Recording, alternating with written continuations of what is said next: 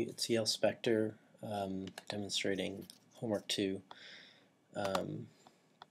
It'll take way too long to go through the code. I made a lot of additions, so I guess you should go through it.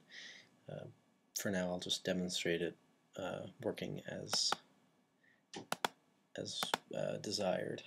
So ruby myserver.rb, ruby myclient.rb. Okay, so type in nonsense, it'll tell you that it doesn't really know what to do with it. Type in date, it gives you the date. Looks like I have to fix my date string, but whatever, I can do that right after this. Time, it gives you the time. Sorry, F, it gives you a fortune.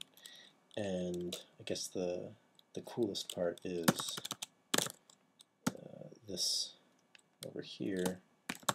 Message joke, message fortune, message joke. Lang is English, and it just sort of repeats the sort of get argument here. It doesn't really do anything with it. I could have, made some jokes in English and some in French, but hey, that's outside the scope of what I felt like doing. The way I got that working just very quickly was I basically check for anything that resembles a relative URL path, including single words. So this will if the first section of the path is message, it'll look at the second part of the URL, see if it's fortune or joke. That's how that works.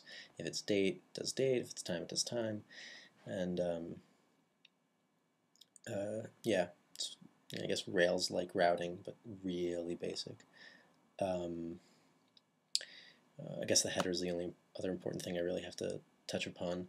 The header just counts the number of lines in the content that is to be returned to the client. And so the header is returned first, and the header just tells the client how many times it should get the get more data from the server. That's how I handle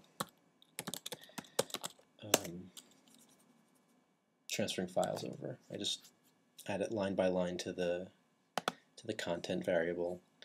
Then the header counts how many lines, so the client knows how many times to run the get method. Yeah. Okay. I think that's about it. Oh, also there were a few questions in the homework. One was, what does this line mean? Well, that assigns a unique integer identifier to each client that visits that connects to the server.